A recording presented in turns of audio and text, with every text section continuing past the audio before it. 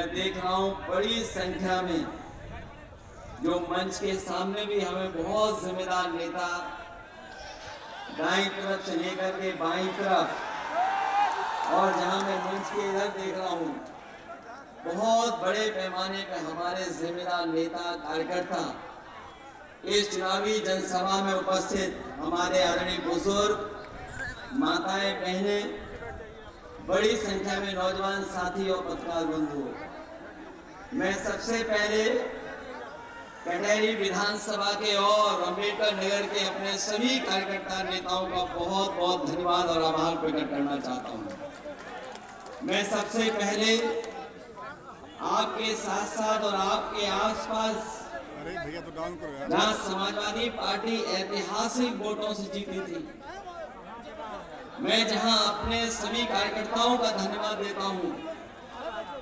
वहीं मैं जनता का भी आभार प्रकट करता हूं कि इस बार समाजवादी पार्टी और कांग्रेस इंडिया गठबंधन को आपने ऐतिहासिक परिणाम दिलाकर के न केवल जीत दिलाई है, बल्कि भारतीय जनता पार्टी को 2 नंबर की पार्टी उत्तर प्रदेश में बनाने के लिए मैं आप सबको धन्यवाद और बधाई देता हूं। जिस समय से भारतीय जनता पार्टी के लोग उत्तर प्रदेश का चुनाव हारे हैं, उन्हें नींद नहीं आ रही है। जब से उत्तर प्रदेश का चुनाव भारतीय जनता पार्टी के लोग हारे हैं, उन्हें नींद नहीं आ रही है, और इसीलिए आप देखते होंगे कि पहले तो साजिश कर करके आसपास कि किस तरीके से माहौल खराब किया जाए उसकी कोशिश की, लेकिन वो कामयाब नहीं हुए। और आपके ही बगल में जहां चुनाव होना था 13 तारीख को, हमारे उत्तर प्रदेश के मुख्यमंत्री ने कई बार वहां कार्यक्रम किए हैं, एक बार नहीं कई बार कार्यक्रम किए हैं, 1 बार 2 बार 3 बार कई कार्यक्रम करे उन्होंने। वहां तो बगल में 3 बार और यहां कार्यक्रम किए हैं। और जिस समय त्योहार मनाए जा रहे थे, जिस समय हम और आप लोग बड़ी खुशियां मनाने का त्योहार पे कार्यक्रम कर रहे थे, हालांकि महंगाई की वजह से जिस खुशी, जिस लगाव के साथ हम लोग त्योहार मनाते हैं, इस महंगाई में हम लोग उतनी खुशियां नहीं मना पाए। लेकिन जब खुशियां मनाने का वक्त था, न केवल उत्तर प्रदेश बल्कि उत्तर प्रदेश के लोग जो बाहर से चल करके आए थे अपने घर परिवार के बीच में त्योहार मनाने के लिए, उन्होंने मन बना लिया था कि 13 तारीख को वोट डाल करके ही उत्तर प्रदेश से वापस जाएंगे। हमारे प्रधान भाई और तमाम जो जमीनी नेता हैं वो जानते होंगे, जिस समय गांव में प्रधानी का चुनाव होता है, बड़ी कोशिश कर करके उन्हें बाहर से बुलाया जाता है, बड़ा इंतजाम करना पड़ता है, तब बुलाया जाता है। लेकिन इस बार तो त्योहार पड़ गए थे उन तारीखों में, लोग अपने आप आए थे, और बीजेपी की LIO और इनके इंटरनल सर्वे ने बताया, उन्हें कानों में भनक पड़ गई कि जो लोग छुट्टी से आए हैं वो लोग भी छुट्टी बढ़ा रहे हैं और 13 तारीख को वोट डाल करके जाएंगे और बीजेपी को हरा कर देके जाएंगे। उन्होंने चुनाव 13 तारीख से टाल दिया, 13 तारीख का चुनाव टाल दिया। लेकिन मैं बीजेपी के लोगों से कहना चाहता हूं, चुनाव आप टालोगे तो चुनाव हार करके जाओगे। चुनाव टालने वाले जीत नहीं सकते हैं। अभी तक तो हम लोग सुनते थे कि लखनऊ और दिल्ली वाले इंजन टकरा रहे हैं आपस में। जो लोग बारीकी से राजनीति को समझते होंगे वो जानते होंगे कि दिल्ली और लखनऊ में इंजन टकरा रहे हैं और उस टकराने के तमाम उदाहरण हैं। अभी तक सरकार अपना डीजीपी नहीं अपॉइंट कर पाई है, क्योंकि दिल्ली का इंजन किसी और को चाहता है, यूपी का इंजन किसी और को चाहता है, इसीलिए कार्यवाहक आपके पास है। अभी तक फुल डीजीपी नहीं बन पाए हैं। और अभी तो हम लोगों ने हाल ही में देखा है कि इनके अब तो नारे भी टकराने लगे हैं। पहले इंजन टकरा रहे थे, अब इनके नारे टकरा रहे हैं।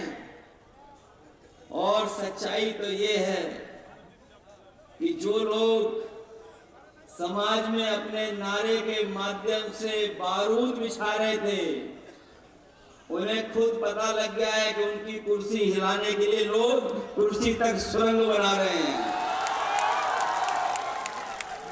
बताओ, उनके अपने लोग ही नारे पर एक दूसरे को डपट रहे कि नहीं डपट रहे? बताओ। और सच्चाई तो यह है, सच्चाई तो यह है कि जो डिप्टी साहब हैं वो अपने मोबाइल पर दिल्ली का गाना बजा रहे हैं। वो भी आए होंगे, लेकिन मैं आपको बताना चाहता हूं, ये कटहरी विधानसभा का चुनाव इतना महत्वपूर्ण है, और जो महाराष्ट्र का चुनाव हो रहा है इसी के साथ साथ आप देख लेना, महाराष्ट्र का चुनाव का परिणाम आते ही न केवल महाराष्ट्र की सरकार जाएगी, बल्कि उत्तर प्रदेश की भी सरकार टिकने वाली नहीं है।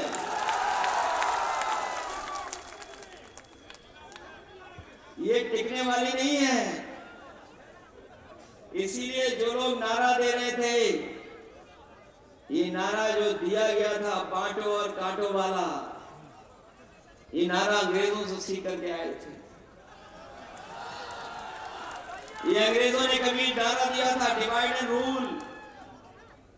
ये हमारे पढ़े लिखे लोग जानते होंगे, डिवाइड का मतलब जानते हो हिंदी में क्या है? ये अंग्रेजों से सीखा था। अंग्रेज तो चले गए, लेकिन अभी उनके विचारवंशी और वचनवंशी हमारे आपके बीच में हैं। लेकिन ये बात समझ लें कि हमारा समाज बंटने वाला नहीं है। उत्तर प्रदेश की जनता और कटहरी की जनता सौहार्द पसंद करती है, भाईचारा पसंद करती है, आपस में मिलकर के रहने का काम करती है। और सच्चाई तो ये है, जब से पीडीए का नारा हम लोगों ने दिया है, मैं अपने इन कार्यकर्ताओं को बधाई दूंगा।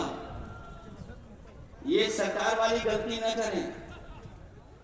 सरकार को पीडीए में भी डीएपी दिखाई दे रही है।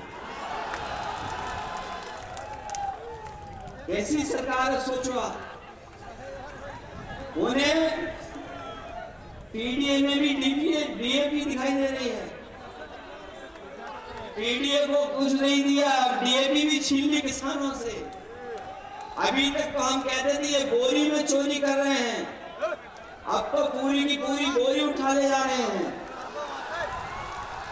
बताओ, कहीं किसानों को डीएपी मिल रही है? आज डीएपी के लिए परेशान होना पड़ रहा किसान को। जब बुवाई ये खेत तैयार है, सरकार किसानों को नहीं उपलब्ध करा पा रही, और पूरे प्रदेश का किसान डीएपी की लाइन में लगा हुआ है। ये वही लोग हैं जो कहते थे हम किसानों की आय दोगुनी कर देंगे। मैं अपने किसान भाइयों को कहना चाहता हूँ, 4 जून को ही रिजल्ट आया है। आपने भारी बहुमत से समाजवादियों को जिता करके भेजा है। आपकी लड़ाई उत्तर प्रदेश से लेकर के लोकसभा में हम लोग लड़ने का काम करेंगे, और जब भी मौका मिलेगा सबसे बड़े फैसले हम अपने किसान और गरीबों को लेकर के उनको आगे बढ़ाने का काम करेंगे। ये लोग, जो लोग अंग्रेजों के विचारवंशी हैं, वो सब उल्टा पुल्टा कर रहे हैं, और उल्टा पुल्टा इतना कर रहे हैं कि हमारे समाज में जो ये परंपरा है कि जो ज्ञानी है, जो संत है, जो मुनि है, वो बोलते कम हैं। लेकिन कलयुग में सुनने में आ रहा है कि आजकल बोल ज्यादा रहे हैं। जिन्हें मिठास वाला भाषण देना चाहिए, वो कटुता भरी बातें कर रहे हैं। जिन्हें समाज को जोड़ने की बात करनी चाहिए, वो समाज में दूरियां पैदा करने की बात कर रहे हैं। वो इसलिए घबराए हुए हैं कि वो पीडीए का जो नारा है उससे तो अभी डरे हुए थे। सुनने में आ रहा है कि कटहरी विधानसभा के जो इंटरनल सर्वे मंगाया उन्होंने, तो डर के साथ साथ वो हिले हुए भी दिखाई दे रहे हैं हमें थोड़ा बहुत। इसीलिए भाषा क्या बोल रहे हैं, भाषा क्या हो गई उनकी। अब वो जनता से नहीं लड़ना चाहते हैं, वो अब जनता को पीछे कर करके अधिकारियों से चुनाव लड़ना चाहते हैं। लेकिन मैं जानता हूं जनता भी मुकाबले के लिए तैयार है। इस बार जनता भी तैयार है। इस बार ये कोई सुनने वाली नहीं है। और जब से बीजेपी का जो इंटरनल सर्वे लीक हुआ है, इन अधिकारियों को भी पता लग गया है। तो ये दिखावे के लिए तो आपको पकड़ा पकड़ी करेंगे, लेकिन ये भी बीजेपी को हराना चाहते हैं।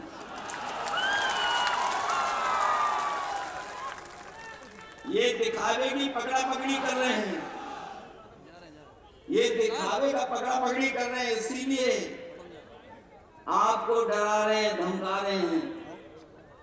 लेकिन ये डरने वाले लोग नहीं है, ये जानते हैं ये लोग भी। और इस चुनाव को जिताने के लिए हम समाजवादी पार्टी के कार्यकर्ता नेता पूरी जिम्मेदारी के साथ तैयार हैं। तैयार हो कि नहीं हो आप लोग? ये घबरा तो नहीं जाओगे आप लोग? डर करके पीछे तो नहीं हट जाओगे? हम तो यही कहना चाहते हैं कि इससे अच्छा चुनाव आपको नहीं मिलेगा। ये जो शुरुआत होने जा रही है, 2027 की शुरुआत होने जा रही है, ये बात आप मान रहे हो कि नहीं मान रहे हो? ये जो आपका उपचुनाव ये संदेश देगा 2027 का। ये चुनाव कोई सामान्य चुनाव नहीं होने जा रहा है। ये चुनाव को टालना चाहते थे, ये तो रास्ता निकालने थे कि चुनाव ही ना हो। और आपने देखा नहीं अभी कि किस तरीके से नौजवानों को इन्होंने परेशान किया। जो लोग ये दावा करते थे कि 1 नेशन 1 इलेक्शन करा सकते हैं, जिन्होंने रिकॉर्ड बनाया नौकरी को लेकर के, हम एक ही दिन में 2 दिन में इतने लाखों की परीक्षा करा लेंगे। लेकिन अभी आपने प्रयागराज में देखा होगा, नौजवानों को तो ठंडे पे बैठना पड़ गया। नौजवान वहां बैठ गए, सरकार दबाव बना रही थी उन नौजवानों के ऊपर, पुलिस से लेकर के न जाने क्या क्या इंतजाम किया इन्होंने। लेकिन मैं बधाई देना चाहता हूं प्रयागराज और इलाहाबाद के अपने नौजवानों को कि जिन्होंने कोई परवाह नहीं की और वो आयोग के सामने बैठ गए, जाकर के 4 दिन धरना चलाया और अंततः सरकार को झुकना पड़ गया, सरकार को स्वीकार करना पड़ा। मैं उन नौजवानों को बधाई देता हूं कि जिन्होंने सरकार को झुकाने का काम किया। और यही नहीं देखा होगा आपने, या आप याद करिए पिछले वर्ष जब जेपीएनआईसी में जयप्रकाश जी की जयंती पर इन्होंने हम लोगों को रोकने के लिए जेपीएनआईसी में पूरी की पूरी पुलिस फोर्स लगा दी। और जब मैं पहुंचा वहां देखा जाकर के कि बड़े पैमाने पर पुलिस लगी हुई है, गेट भी ऊंचा है। तो हमारे समाजवादी साथी जानते होंगे मैंने क्या किया था। हम लोगों ने परवाह नहीं की, उस ऊंचे गेट को तोड़ करके हम लोग जाकर के जयप्रकाश नारायण जी की प्रतिमा पर माल्यार्पण करके आए थे। इस बार भी इन्होंने वही किया, कहा कि इस बार भी नहीं जाने देंगे। उनके बड़े बड़े अधिकारी आए और बोले कि कृपा कर करके वहां मत जाइए, वहां जाएंगे तो हमें फोर्स लगानी पड़ेगी।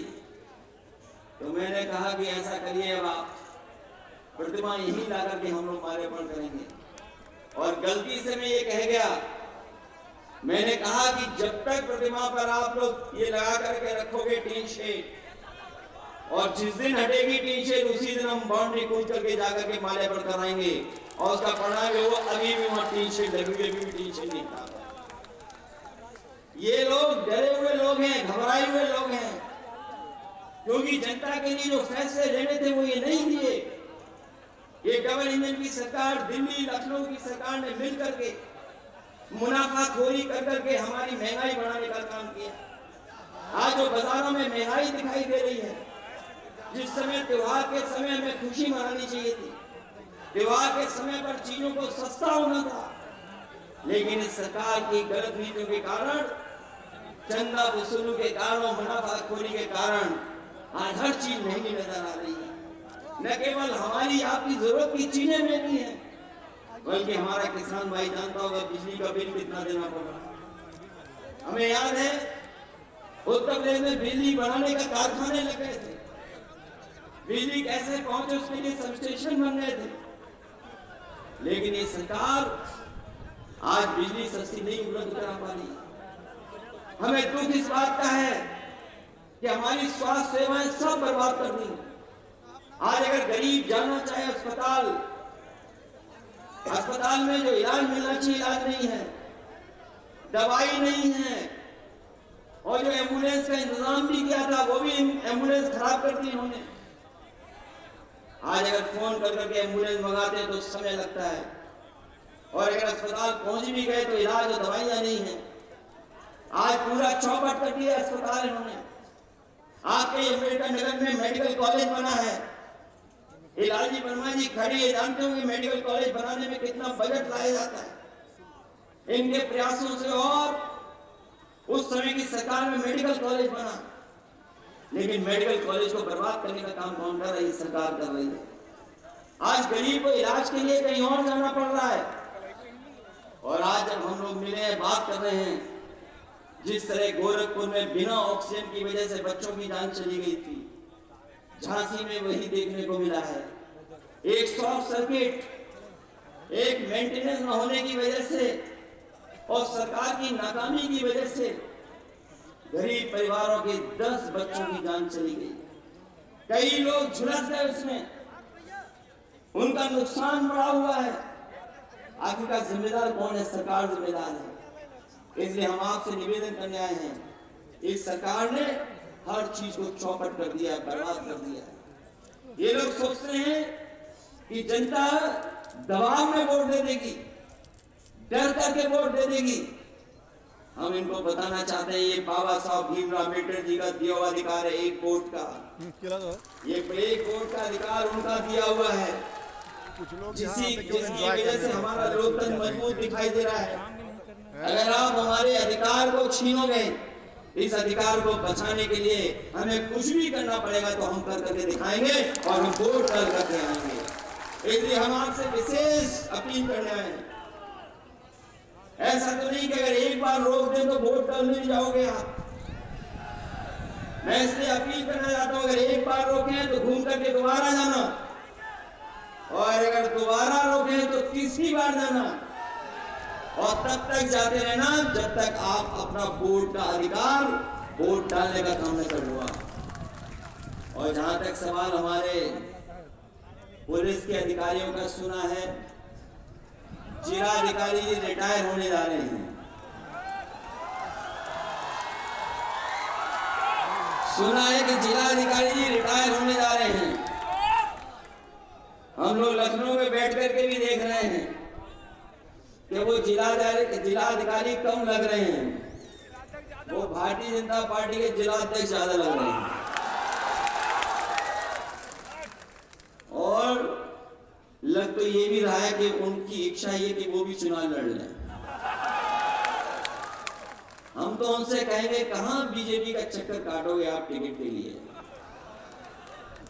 क्यों काटते हो बीजेपी का चक्कर? आइए समाजवादी पार्टी में आपको साइकिल चुनाव मिलेगी। अगर यही इच्छा है चुनाव लड़ने की, तो क्यों बीजेपी के चक्कर काट रहे हो? वहां तो कई सीढ़ियां हैं, कई इंजन हैं, किस इंजन से टकराओगे? और वो भरोसा भी नहीं टिकट मिले कि कब कट जाए। जो लोग अपने गठबंधन के लोगों को धोखा दे सकते हैं वो किसी को भी पीछे छोड़ सकते हैं। इसलिए हम तो जिलाधिकारी महोदय से कहेंगे कि जो बाबा साहब भीमराव अम्बेडकर जी का संविधान है, जिस संविधान के तहत और जिस संविधान की आप भी शपथ लेते हैं, जनता की सेवा के लिए, संविधान की सुरक्षा के लिए, लोकतंत्र को मजबूत करने के लिए, कम से कम आखिरी समय पे तो ये ध्यान रखना कि लोकतंत्र को मजबूत कर करके जाना। और हम समाजवादी लोग हैं, हराने वाले लोग नहीं हैं। कोई ऐसा तो नहीं डरने वाला बैठा हो यहाँ पर, डरोगे तो नहीं। पिछली बार आप लोग डरे नहीं थे, इसी वजह से आप इतनी लोकसभाएं जीते हैं। यहाँ बहुत सारे साथी हैं, ये राजभर बैठे हैं, एमपी साहब ये जानते होंगे, रिजल्ट इनका बन गया, तैयार हो गया, लेकिन इनका रिजल्ट की घोषणा नहीं कर रहे थे। रात में जब इनसे हमारी बात हुई और हम लोगों ने दबाव बनाया, तब जाकर के इनका रिजल्ट घोषित हुआ और रिजल्ट का परिणाम यह हुआ कि रमा सिंह राजभर आपके सांसद बन गए। यहाँ बहुत सारे लोग हैं, काउंटिंग के दिन लड़ना पड़ा और लड़ना पड़ा, इतना लड़ना पड़ा जिसकी आप कल्पना नहीं कर सकते। कई जगह तो ऐसा है कि जो आपका रिजल्ट आपके पक्ष में था, लेकिन आपके पक्ष में नहीं आने दिया। हम लोग भी उनके नाम हम लिख के बैठे हैं। आप सरकारी सीसीटीवी कैमरे से तो बच सकते हो, आप सरकारी सीसीटीवी कैमरे से तो बच सकते हो, लेकिन जनता की आंखों में जो सीसीटीवी का कैमरा है उससे आप नहीं बच सकते हो। उसमें सब कुछ रिकॉर्ड हो रहा है। और ये लोग जो कहते हैं कि कुछ भी करने हैं, वोट तो हम ही पा जाएंगे, जीत जाएंगे, ये समाजवादी लोग हैं, इनकी परवाह मत करना। ये रूमर फैला रहे हैं इसलिए क्योंकि वो चुनाव हारने जा रहे हैं।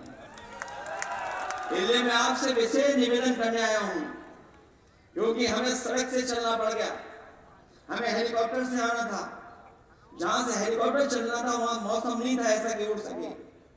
जब मुझे लगा कि हम नहीं उड़ पाएंगे हेलीकॉप्टर से, तो मैंने कहा कोई कुछ परवाह नहीं, हमें चाहे हमें सड़क से चलना पड़े, चाहे हवाई जहाज से आना पड़े, हम हवाई जहाज से आ करके फिर सड़क से चल करके आपके बीच में आपसे निवेदन करने आए हैं। क्योंकि ये चुनाव लालजी वर्मा जी या प्रत्याशी शोभावती जी का तो है ही है, लेकिन ये चुनाव लखनऊ वाले इंजन और हमारे और आपके बीच में है। बताओ लखनऊ वाले इंजन की आवाज कैसी हो गई है जैसे जैसे चुनाव करीब आ गया है। क्या कोई विकास की बात कर रहे हैं? वो हमें और आपको कितना बुरा भला कह रहे हैं। कहते हैं समाजवादी लोग माफिया लोग हैं, समाजवादी लोग गुंडे अपराधी लोग हैं,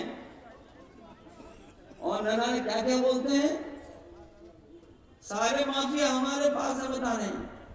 और सच्चाई तो ये है कि मुख्यमंत्री जी जब घर से निकलते हैं तो आईना नहीं देखते हैं। और इसलिए मैं कहता हूं, आप मेरे जाने के बाद भी पूछ लेना, अगर पुलिस के लिए सबसे अच्छा काम अगर किसी सरकार में हुआ था तो समाजवादी लोग समय पर हुआ था। ये जो इनकी सुविधाएं, जो प्रमोशन, मुझे याद है उस समय जब प्रमोशन की बात थी, बड़े बड़े अधिकारी कह रहे थे कि परीक्षा होनी चाहिए तब प्रमोशन होना चाहिए। लेकिन मैंने उस समय कहा कि हमारे जो जवान हैं, ये जो भाग दौड़ करके काम करते हैं, ये परीक्षा में पास होंगे फेल होंगे पता ही नहीं। मैंने कहा कोई परीक्षा नहीं होगी, इनको सीधा सीधा प्रमोशन होगा। और रिकॉर्ड प्रमोशन में किसी ने कराने का काम किया तो समाजवादी सरकार ने किया। मुझे याद है वो समय पर, हमारे पुराने लोगों को याद होगा, अगर कोई थाने जाता था अपनी समस्या को लेकर के, डीजल पेट्रोल नहीं होता तो उनकी गाड़ी नहीं चल सकती थी। पहले कहते थे कि यहाँ पर डीजल पेट्रोल भरो तब गाड़ी चलेगी। 100 नंबर व्यवस्था हम लोगों ने लागू कर करके की, जिससे कि हमारी पुलिस समय पर पहुंच जाए। लेकिन जब से 100 से 112 हुआ है, पूरा इंतजाम बदल गया है। गिनती क्या बढ़ी है, अब मौके पे हिसाब किताब भी बढ़ गया है। और पहले 100 नंबर वाले समस्या का समाधान करते थे, अब वो बुला करके थाने में हिसाब किताब करते हैं। बताओ ये सच्चाई है कि नहीं है?